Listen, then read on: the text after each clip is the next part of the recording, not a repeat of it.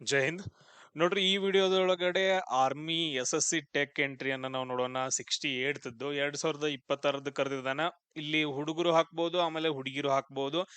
ಇದು main important ಏನಂದ್ರ army ಒಳಗಡೆ ಟೆಕ್ ಎಂಟ್ರಿ ಒಳಗಡೆ ಟೆಕ್ನಿಕಲ್ ಡಿಪಾರ್ಟ್ಮೆಂಟ್ ಒಳಗಡೆ ನೀವು ಆಫೀಸರ್ಸ್ ಗಳಾಗಿ ಸೆಲೆಕ್ಷನ್ ಆಗುವಂತದ್ದು. ಇದೊಂದು ಏನಂದ್ರೆ ಸುವರ್ಣ ಅವಕಾಶ. ಆಫೀಸರ್ಸ್ ಆಗೋದು ಮಿಸ್ ಮಾಡ್ಕೊಳಕ್ ಹೋಗ್ಬೇಡ್ರಿ. ಯಾವ ತೀರ ಡೀಟೇಲ್ಸ್ ಐತೆ ಅನ್ನೋದನ್ನೆಲ್ಲ ಡೀಟೇಲ್ ಆಗಿ ಹೇಳ್ತೀನಿ ಇವಾಗ. ನೋಡ್ರಿ, ಇಂಡಿಯನ್ ಆರ್ಮಿ ಒಳಗಡೆ 68 ಐತೆ SSC ಟೆಕ್. ಹುಡುಗಿರು ಮತ್ತು ಹುಡುಗರು ಇಬ್ರು ಅಟೆಂಡ್ ಆಗ್ಬೋದು. ಏಪ್ರಿಲ್ 2027 ಏನಂದ್ರೆ ನಿಮ್ಗೆ ಜಾಯ್ನಿಂಗ್ ಇರುತ್ತೆ. ಟೋಟಲ್ ಆಗಿ 381 ವೇಕೆನ್ಸಿ ಇದಾವ. ಹುಡುಗರಿಗೆ 350 ಇದ್ರೆ ಹುಡುಗಿರಿಗೆ 31 ವೇಕೆನ್ಸಿಗಳು. ಇದೊಂದು permanent central government permanent job ಇದು. ನೋಡ್ರಿ, ಇಂಪಾರ್ಟೆಂಟ್ ಡೇಟ್ಸ್ ಗಳು ಏನಂತಂದ್ ಹೇಳಿದ್ರೆ, ಅಪ್ಲಿಕೇಶನ್ ಯಾವಾಗ ಸ್ಟಾರ್ಟ್ ಆಗತ್ತಂದ್ರೆ 8th ಜುಲೈ ಸ್ಟಾರ್ಟ್ ಆಗತ್ತ. ಅದಾದ ನಂತರ ನೆಕ್ಸ್ಟ್ ಲಾಸ್ಟ್ ಡೇಟ್ ಯಾವಾಗ ಅಂತಂದ್ ಹೇಳಿದ್ರೆ 6th ಆಗಸ್ಟ್ ನೀವು ಅಪ್ಲಿಕೇಶನ್ ಹಾಕಕ್ಕೆ. ಆಮೇಲೆ ಹುಡುಗರಿಗೆ ಯಾವಾಗ ಸ್ಟಾರ್ಟ್ ಆಗತ್ತಂದ್ರೆ 9th ಜುಲೈ ಸ್ಟಾರ್ಟ್ ಆಗತ್ತ. 7th August last date. ನೀವು ಎಲ್ಲಿ ಹೋಗಿ ಹಾಕ್ಬೇಕಂತಂದ್ ಹೇಳಿದ್ರೆ ಇಂಡಿಯನ್ ಆರ್ಮಿ ವೆಬ್ಸೈಟ್ ಏನೈತಲ್ಲ ಅದ್ರಲ್ಲಿ ಹೋಗಿ ನೀವು ಅಪ್ಲಿಕೇಶನ್ ಅನ್ನ ಹಾಕ್ಬೇಕು. ಇದಕ್ಕ ಯಾವುದೇ ರೀತಿ ಅಪ್ಲಿಕೇಶನ್ ಫೀಸ್ ಇರಂಗಿಲ್ಲ. ಜಸ್ಟ್ ಏನಂದ್ರೆ ನಿಮ್ದೆಲ್ಲ ಡೀಟೇಲ್ಸ್ ಗಳನ್ನ ಹಾಕಿ ಅಪ್ಲಿಕೇಶನ್ ಅನ್ನ ಹಾಕ್ಬೇಕಾಗತ್ತಷ್ಟೇ.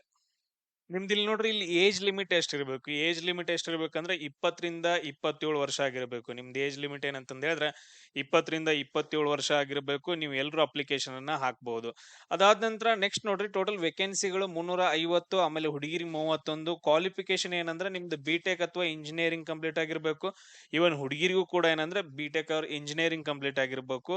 ಬಟ್ ಇನ್ನೊಂದ್ ಏನಂದ್ರೆ ಫೈನಲ್ ಇಯರ್ ಇದ್ದವ್ರು ಕೂಡ ಅಪ್ಲಿಕೇಶನ್ ಅನ್ನ ಹಾಕ್ಬಹುದು. ಸರ್, ನಾವು 7th ಸಮ್ ಅದೇವ್ರಿ, ಆಮೇಲೆ 8th ಸಮ್ ಅದೇವಿ, ನೀವು ಕೂಡ ಏನಂತಂದ್ ಹೇಳಿದ್ರ ಹಾಕ್ಬಹುದು ಅಪ್ಲಿಕೇಶನ್ ಅನ್ನ.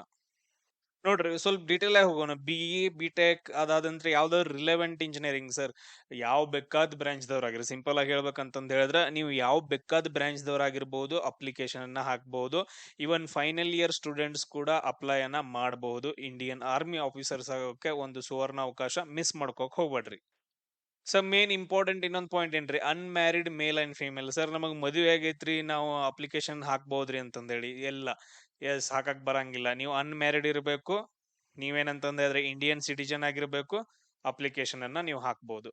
ಅದಾದ ನಂತರ ನೆಕ್ಸ್ಟ್ ನೋಡ್ರಿ, ಸೆಲೆಕ್ಷನ್ ಪ್ರೊಸೆಸ್ ಹೆಂಗಿರತ್ರಿ. ಪ್ರೊಸೆಸ್ ಹೆಂಗಿರತ್ತ ಅಂತಂದ್ ಹೇಳಿದ್ರೆ ನಿಮ್ಗೆ ಇಲ್ಲಿ ಎಕ್ಸಾಮ್ ಇರಂಗಿಲ್ಲ. No exam. ಎಕ್ಸಾಮ್ ಅಂತೂ ಇರೋದೇ ಇಲ್ಲ. ನಿಮ್ಮನ್ನ ಶಾರ್ಟ್ ಲಿಸ್ಟ್ ಮಾಡ್ತಾರೆ. ಹೆಂಗ್ ಶಾರ್ಟ್ ಲಿಸ್ಟ್ ಮಾಡ್ತಾರ್ರಿ ಸರ್? ನಿಮ್ದು ಪರ್ಸೆಂಟೇಜ್ ಮೇಲೆ. ನಿಮ್ದು ಅಕಾಡೆಮಿಕ್ ಚೆನ್ನಾಗಿರ್ಬೇಕು. ಆಲ್ಮೋಸ್ಟ್ ಏನಂತಂದ್ರೆ 65 ಅಬೋವ್ ಇರ್ಬೇಕು ಪರ್ಸೆಂಟೇಜ್. 65% ಅಬೋವ್ ನಿಮ್ದು ಎಲ್ಲಾದ್ರೂ ಅಕಾಡೆಮಿಕ್ ರೆಕಾರ್ಡ್ ಇತ್ತು ಅಂತ ಹೇಳಿದ್ರೆ ನಿಮ್ದು ಶಾರ್ಟ್ ಲಿಸ್ಟ್ ಆಗುತ್ತೆ. ಶಾರ್ಟ್ ಲಿಸ್ಟ್ ಆದ ನಂತರ ನಿಮ್ಗೆ ಏನ್ ಮಾಡ್ತಾರೆ, SSB ಇಂಟರ್ವ್ಯೂ ಕರೀತಾರ. ಕೆಲವೊಂದ್ ಸೆಂಟರ್ಗಳಿದಾವ. ಭೂಪಾಲ್ ಐತೆ, ಬೆಂಗಳೂರು ಐತೆ, ಅದಾದ ನಂತರ ಅಲಹಾಬಾದ್ ಅಂದ್ರೆ ಪ್ರಯಾಗ್ರಾಜ್ ಐತೆ, ಕಪೂರ್ತಲ್. ಅದ್ರಲ್ಲಿ ಕೆಲವೊಂದು ಸೆಲೆಕ್ಷನ್ ಸೆಂಟರ್ಗಳಿದಾವ. ಇನ್ ಕೆಲವೊಂದ್ ಏನಂತಂದ್ ಹೇಳಿದ್ರೆ ಜಸ್ಟ್ ರಿಮೂವ್ ಮಾಡ್ತಾರ. ಅವ್ರ ಏನಂತಂದ್ ಹೇಳಿದ್ರೆ ಎಲಿಮಿನೇಷನ್ ಸೆಂಟರ್ ಅಂತಂದ್ ಹೇಳ್ತೀವಿ. ನೋಡ್ರಿ, ಬೆಸ್ಟ್ ಎಕ್ಸಾಂಪಲ್ ಯಾವ್ದಂತಂದ್ ಹೇಳಿದ್ರೆ ಅಲಹಾಬಾದ್ ಒಳಗಡೆ 50 ಮೆಂಬರ್ಸ್ ಏನಂದ್ರೆ ಎಲಿಮಿನೇಷನ್ ಆಗ್ತಾರ. 50 ಮೆಂಬರ್ಸ್ ಸೆಲೆಕ್ಷನ್ ಆಗಿ ಮುಂದ್ ಪ್ರೊಸೆಸ್ ಹೋಗ್ತಾರ ಫಸ್ಟ್ ಡೇ. ಬಟ್ ಇಲ್ಲಿ ಭೂಪಾಲ್ ಅಂತ ತಗೊಂಡ್ರಿ ಅಂತಂದ್ ಹೇಳಿದ್ರೆ ಅಲ್ಲಿ ಕಂಪ್ಲೀಟ್ ಆಗಿ ಎಲಿಮಿನೇಷನ್ ಮಾಡ್ತಾರ ಅವ್ರು. ಆ ರೀತಿಯಾಗಿ ಬೆಂಗಳೂರಲ್ಲಿ ಕೆಲವೊಂದ್ ಜನರನ್ನ ಸೆಲೆಕ್ಷನ್ ಮಾಡ್ತಾರ. ಅದನ್ನ ನಾನು ಆಮೇಲೆ ಮಾತಾಡ್ತೀನಿ SSB ಇಂಟರ್ವ್ಯೂ ಬಗ್ಗೆ ಹೇಳುವಾಗ. ಸೆಕೆಂಡ್ ಏನಂತಂದ್ ಹೇಳಿದ್ರೆ SSB ಇಂಟರ್ವ್ಯೂ ಇರುತ್ತೆ. 5 ಡೇಸ್ SSB ಇಂಟರ್ವ್ಯೂ ಮಸ್ತ್ ಆಗಿರ್ತೈತೆ. ಎಕ್ಸ್ಪೀರಿಯನ್ಸ್ ಮಿಸ್ ಮಾಡ್ಕೊಳಕ್ ಹೋಗ್ಬೇಡ್ರಿ. ಅಟ್ ಲೀಸ್ಟ್ ಆ ಇಂಟರ್ವ್ಯೂನ ನಾವು ಹೋಗಿ ಅಟೆಂಡ್ ಆದ್ರೂ ಆಗಿ ಬರೋಣ ಅಂತಂದ್ ಹೇಳಿ ಅಪ್ಲಿಕೇಶನ್ ಹಾಕ್ರಿ. ಅದಾದ ನಂತರ ನೆಕ್ಸ್ಟ್ ನೋಡ್ರಿ, ಮೆಡಿಕಲ್ ಎಕ್ಸಾಮಿನೇಷನ್ ಇರುತ್ತೆ. SSB ಮುಗಿದ ನಂತರ ಲಾಸ್ಟ್ ಏನ್ ಮಾಡ್ತಾರ ಅಂದ್ರ ಫೈನಲ್ ಮೆರಿಟ್ ಲಿಸ್ಟ್ ಅನ್ನ ನಿಮಗ್ ಬಿಡ್ತಾರ. ಅದಾದ ನಂತರ ನೆಕ್ಸ್ಟ್ ನೋಡ್ರಿ, ಎಸ್ ಇಲ್ಲಿ ಏನಿರುತ್ತೆ ಅಂತಂದ್ ಹೇಳಿದ್ರ, ಸರ್ ಇದು ಯಾವ ರೀತಿಯಾಗಿರುತ್ತೆ ಅಂತಂದ್ ಹೇಳಿ ನೀವು ಅಫಿಷಿಯಲ್ ವೆಬ್ಸೈಟ್ ಹೋಗ್ಬೇಕು. join.indianarmy.nic.in ಅಂತಂದ್ ಹೇಳಿ. ಅದಾದ ನಂತರ ಅಲ್ಲಿ ಹೋಗಿ ಒನ್ ಟೈಮ್ ರಿಜಿಸ್ಟ್ರೇಷನ್ ಮಾಡ್ಕೋಬೇಕು. ನೀವು ರಿಜಿಸ್ಟ್ರೇಷನ್ ಇರುತ್ತಾ, ಒನ್ ಟೈಮ್ ರಿಜಿಸ್ಟ್ರೇಷನ್ ಮಾಡ್ಕೊಂಡ್ರಿ ಅಂತಂದ್ ಹೇಳಿದ್ರೆ ನಿಮ್ಗೆಲ್ಲ ಕ್ರೆಡೆನ್ಶಿಯಲ್ಸ್ ಬರ್ತಾವ. ಕ್ರೆಡೆನ್ಶಿಯಲ್ಸ್ ನ ಯೂಸ್ ಮಾಡ್ಕೊಂಡು ನಿಮ್ಗೆ ಅಲ್ಲಿ ನೀವು ಸೆಲೆಕ್ಷನ್ ಮಾಡ್ಬೇಕು. ಆಫೀಸರ್ಸ್ ಅಂತಂದೇಳಿ ಸೆಲೆಕ್ಷನ್ ಮಾಡಿದ್ರಿ ಅಂತಂದ್ ಹೇಳಿದ್ರೆ ಅದ್ರೊಳಗಡೆ ಅಪ್ಲಿಕೇಶನ್ ಸ್ಟೇಟಸ್ ಇರುತ್ತೆ. ಅಪ್ಲೈ ಅಂತಂದ್ ಹೇಳಿ ಒಂದು ಬಟನ್ ಬರುತ್ತೆ ಅಲ್ಲಿ ಮುಂದ್ಗಡೆ.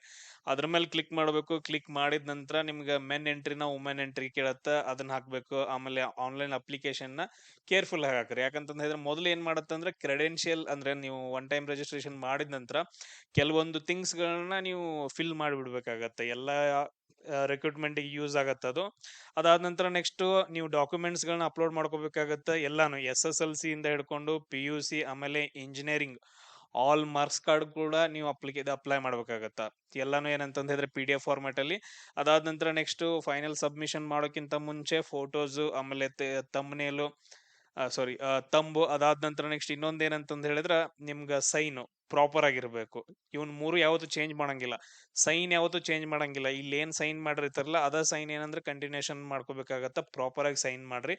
ಇಷ್ಟೆಲ್ಲ ಮಾಡ್ಕೊಂಡು ನೀವು ಅಪ್ಲಿಕೇಶನ್ ಅನ್ನ ಹಾಕೋಬೇಕಾಗತ್ತ. ಮಿಸ್ ಮಾಡ್ಕೊಳಕ್ ಹೋಗ್ಬೇಡ್ರಿ. ಇದೊಂದು ಬೆಸ್ಟ್ ಅಪರ್ಚುನಿಟಿ. ಕೆರಿಯರ್ ಒಳಗಡೆ ಜಾಬ್ ಸಕ್ಕದಾಗಿರುತ್ತೆ. ಆಸ್ ಅ ಆಫೀಸರ್ಸ್ ಗಳಾಗಿ ನೀವು ಸೇವೆಯನ್ನ ಸಲ್ಲಿಸೋದು ಅಷ್ಟು ಈಸಿ ಅಲ್ಲ. ನಮ್ ಕರ್ನಾಟಕದಿಂದ ಅಷ್ಟೊಂದು ಜನ ಇಲ್ಲ, ಯಾಕಂದ್ರೆ ಇದ್ರ ಬಗ್ಗೆ ಜಾಸ್ತಿ ಮಾಹಿತಿ ಇಲ್ಲ. ನಾನು ನಿಮ್ಗೆ SSB ಇಂಟರ್ವ್ಯೂ ಹೆಂಗಿರುತ್ತ, first day, second day, third, fourth, fifth, ಯಾವ ರೀತಿಯಾಗಿ ನಾವು ಪ್ರಿಪರೇಷನ್ ಮಾಡಬೇಕು, ಯಾವ ಕ್ವಾಲಿಟೀಸ್ ಇರಬೇಕು ಅನ್ನೋದನ್ನು ಕೂಡ ನಾನು ಹೇಳ್ತೀನಿ ನಿಮ್ಗೆ ಆ ತರ ವಿಡಿಯೋಸ್ಗಳು, SSB ವಿಡಿಯೋಸ್ಗಳು ಬೇಕು ಅಂತಂತ ಹೇಳಿದ್ರೆ ನನಗೆ ಕಮೆಂಟ್ಗಳನ್ನ ಹಾಕ್ರಿ.